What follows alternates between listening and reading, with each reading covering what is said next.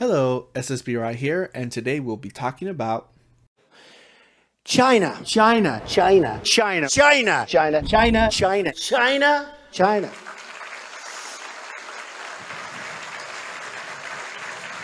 more specifically Peng Shuai. Born in the Hunan region of China, Peng Shuai started playing tennis at the young age of 8 under the tutelage of her uncle, who was a famous tennis coach in China. Later on, when she turned 13, she joined a state program in Taijin, which was aimed at producing internationally competitive athletes. At 15, she started trying her hand at professional tournaments, and just 3 years later, she was ranked 73rd in the world. In 2005, Peng broke away from the state program, as they took more than half her earnings. In order to do so, she and 3 other players literally had to threaten that they would stop playing entirely if they were not granted leave of the program. While it is undeniable that Peng was a talented singles player, she truly shined as a doubles player. Over her long and successful career, she achieved the rank of 14 in singles and the rank of 1 in doubles, her 23 career titles in doubles dwarfing the 2 she attained in singles. While Peng Shui's career would be enviable to any player to pick up a racket, it followed the otherwise normal ups and downs of any professional out there, and she otherwise might have retired without much of a fuss. The reason why I'm talking about Peng Shuai today is that on the 2nd of November of 2021, Peng posted a lengthy message on her verified Weibo account where she accused Zhang Gaoli, a retired Chinese vice premier, of having forced or pressured her into sex 3 years prior. Going by the translation on what's on Weibo, her post starts off by saying, "I know I can't say it clearly, and that it's useless to say, but I want to say it anyway." Here's where she goes on to detail their relationship and accuses him of having sex against her will. She ended her post by saying, "Even if it's like striking a stone with an egg and courting self-destruction like a moth to a flame, I will tell the truth about you."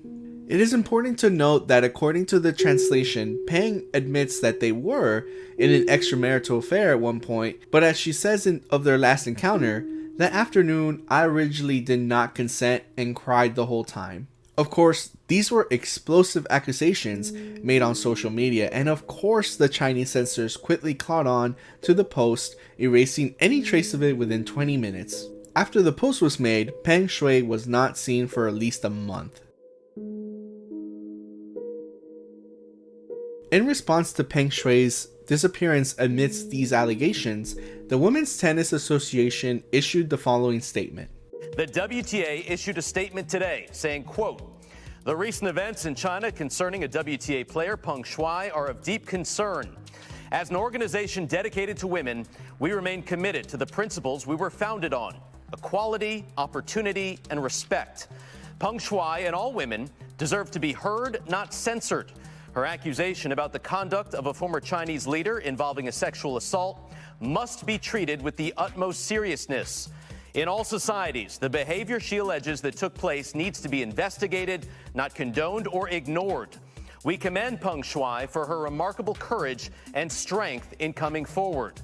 Women around the world are finding their voices so injustices can be corrected. We expect this issue to be handled properly, meaning the allegations must be investigated fully, fairly, transparently, and without censorship.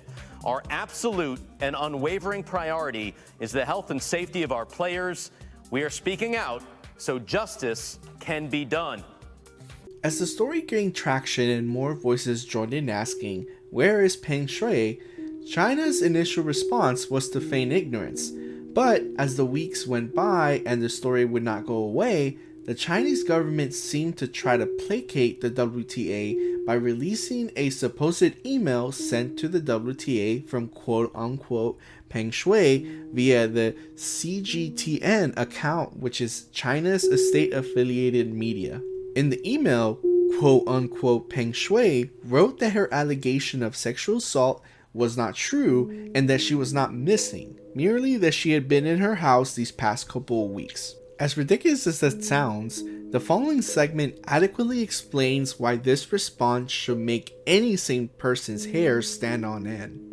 First, the email was supposed to be written by Peng Shuai to Steve Simon, but the writer addressed it to everyone, instead of Steve Simon. It also makes references to you all, instead of just you. It reads like a public press release, instead of an email to the chairman of the Women's Tennis Association. Secondly, a cursor was clearly visible in the screenshot. That tells us that the email was being written by whoever took that screenshot. The cursor does not appear if the email was being read, as CGTN suggested in their tweet.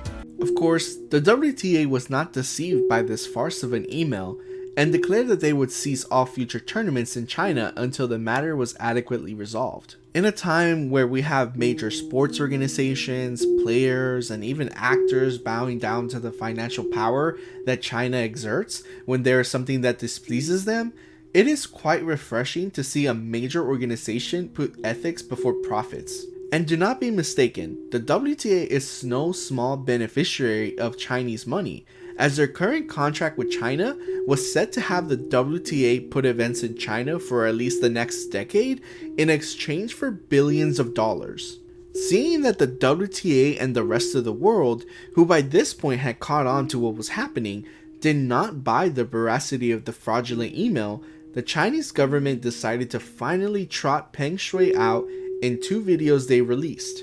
One was of her at a ceremony for a Chinese ran tennis tournament, as well as a dinner that she had with a coach. Now, even these videos have their own frankly creepy components. In the video where Peng is eating with her coach, at the beginning of the video you can hear someone say, "Now is the perfect time." And then there's a 2-second delay in which the coach starts to talk to Peng, and for good measure he makes sure to mention that it is November 21st, as Peng did not speak at all in the short video. So, what is going on now? The Winter Olympics, of course, at least at the time of this video. Certainly, the timing of the Olympics proved fortuitous in terms of coverage, as the media of course moved on to cover the Olympics, and China, in turn, took full advantage of the Olympics to whitewash the situation. Look, as concerned as I am for Peng Shuai, China is going to China, and that is a fact that I fully accept. But what has been frankly shocking is how even American-born athletes that have allowed themselves to become mouthpieces to the Chinese propaganda machine, namely Eileen Gu. Having won an Olympic medal for China, the American-born and American-based athlete was asked about the situation, and here's what she said. I'm really happy to hear that she was here today. It's a big honor when athletes of different sports, especially of more widely known sports like tennis, come and pay attention to smaller niche sports like free skiing. I think it gives us an amazing platform to hopefully spread our small sport to the rest of the world and have everybody else have an opportunity to experience the sport as well. I'm really grateful that she's happy and healthy and out here and doing her thing again. This unverified video was posted by the editor of a state-run newspaper. The footage claims to show Peng Shuai in a white top having dinner last night at a Beijing restaurant with her coach and friends. The tennis player is shown listening but not speaking. The video raises many questions. The clip starts with someone off screen saying, "Now is the perfect time." Okay, now is perfect. Then there's a 2-second pause, and then the coach goes into this remark in which he hammers home that it's November 21st. So it seems incredibly scripted, and even they didn't cut out the director's cue at the very beginning of the video. So the whole thing is incredibly bizarre, but creepy and sinister.